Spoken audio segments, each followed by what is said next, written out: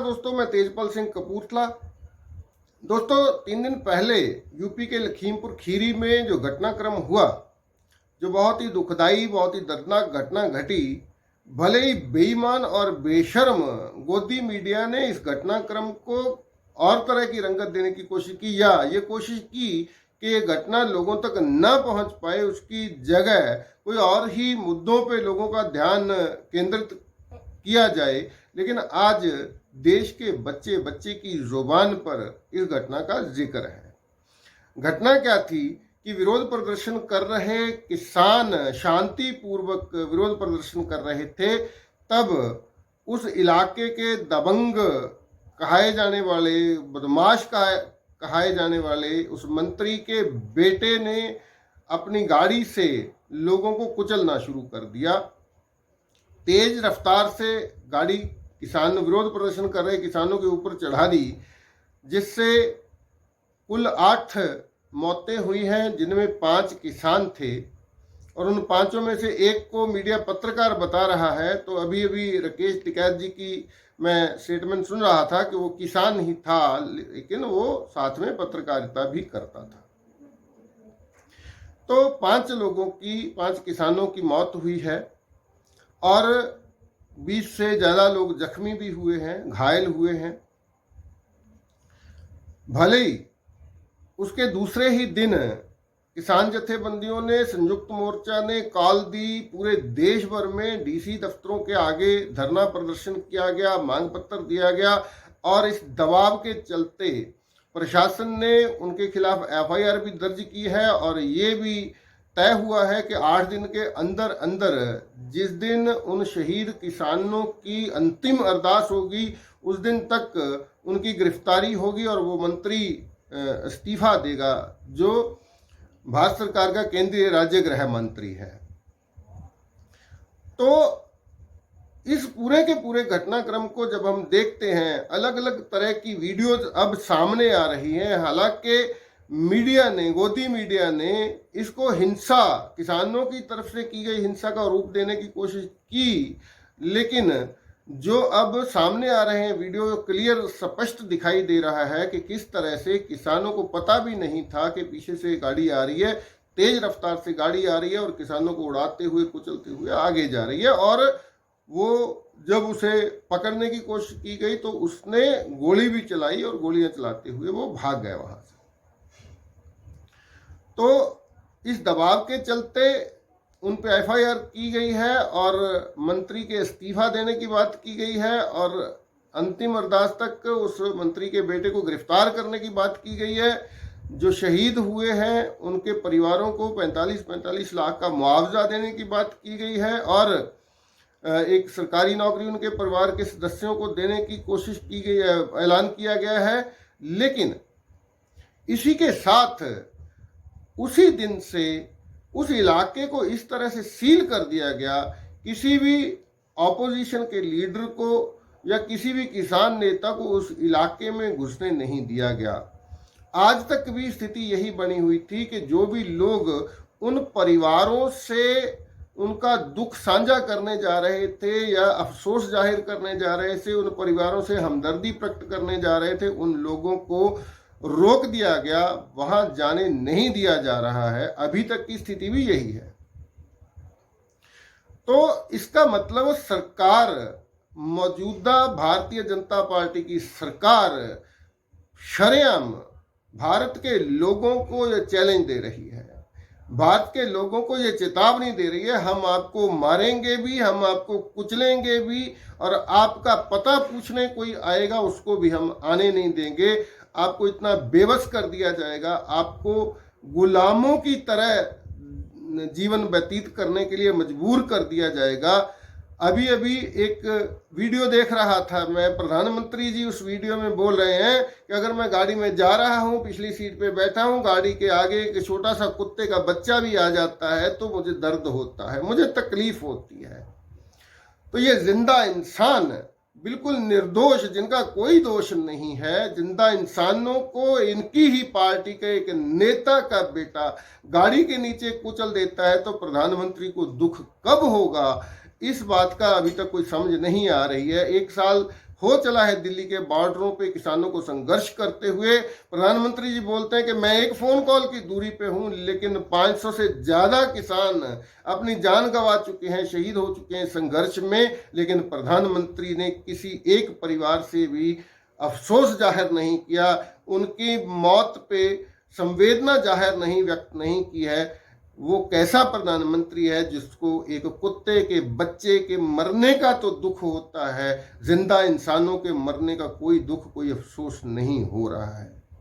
दूसरी बात कि ये कैसा लोकतंत्र है, ये कैसी डेमोक्रेसी है कि आप किसी के दुख में भी शरीक नहीं हो सकते हैं, आप किसी के को दर्द बटाने भी नहीं जा सकते हैं। लोगों को गिरफ्तार किया जा रहा है। आज एक वीडियो देख रहा था मैं, भारतीय किसान यूनियन डकौंदा के जो प्रधान हैं बूटा सिंह बुर्जगिल जी, उनकी भी गाड़ी को रोका गया और उनको बोला गया कि आपको गिरफ्तार किया गया है, अब आप आगे नहीं जा सकते।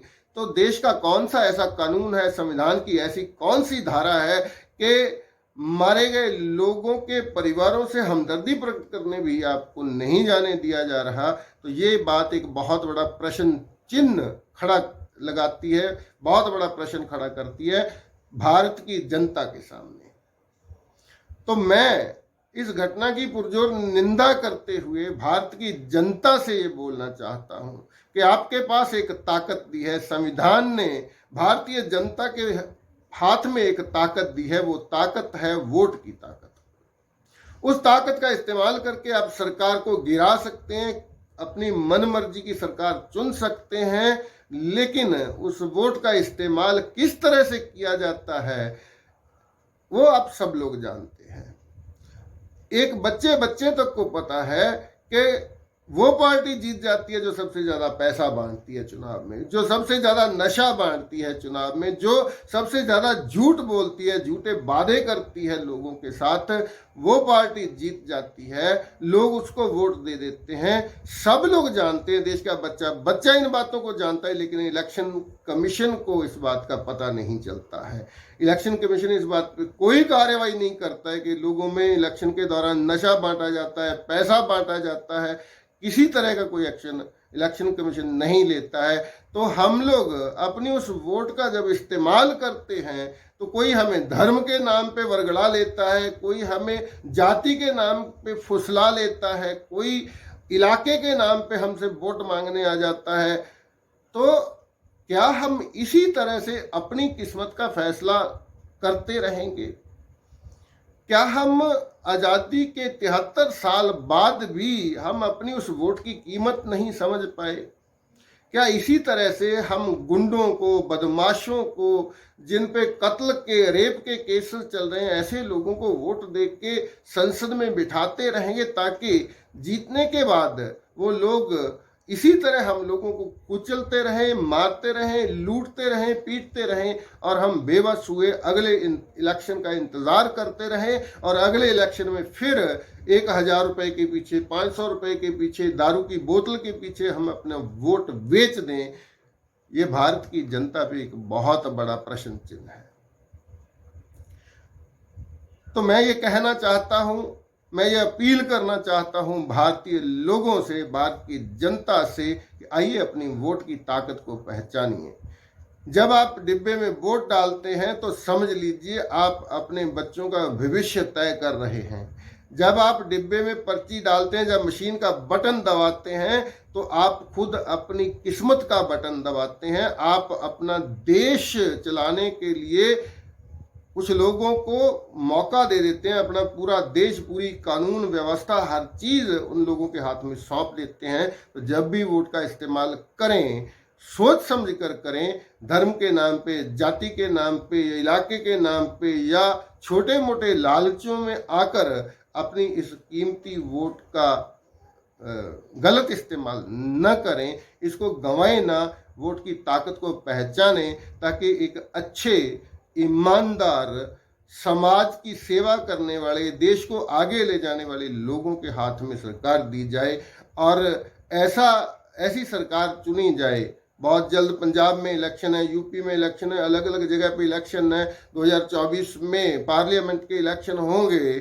तो आपको सोचना है हर व्यक्ति को सोचना है कि क्या हम अपनी किस्मत का फैसला इसी तरह से करते रहेंगे? क्या हम ऐसे लोगों के हाथों में सत्ता सौंपते रहेंगे जिन्होंने देश को बुरी तरह से बेच दिया, बर्बाद कर दिया? हर संपत्ति, छोटी से छोटी, बड़ी से बड़ी, पूरे देश को बेचने पे तुले हुए हैं। मुझे याद आती हैं संतराम उदासी जी की 4 लाइनें, पंजाबी में है, शायद हिंदी समझने वाले भी समझ जाएंगे। संतराम उदासी जी ने लिखा था, वो गरीब परिवार में से आते थे, मजदूर परिवार में जन्मे, और उन्होंने बहुत सारी ऐसी कविताएं लिखी हैं।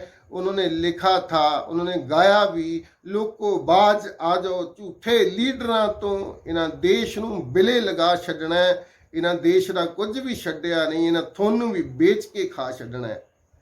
ਇਹ ਤਾਂ ਦੇਸ਼ ਦੀ ਪੂੰਜੀ ਨੂੰ ਨਾਗ ਬਣ ਕੇ ਆਪੂ ਸਾਂਭ ਜਾਂਦੇ, ਆਪੂ ਖੱਟ ਜਾਂਦੇ, ਵਾਅਦੇ ਕਰਦੇ ਨੇ ਕੱਚੇ ਮਹਿਬੂਬ ਵਾਂਗੂ, आपे थुक के आपू ही चट जाते।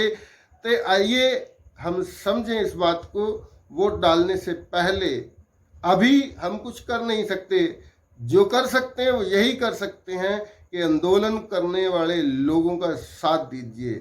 किसान आंदोलन एक ऐसा आंदोलन है जो इस देश का भविष्य तय करेगा।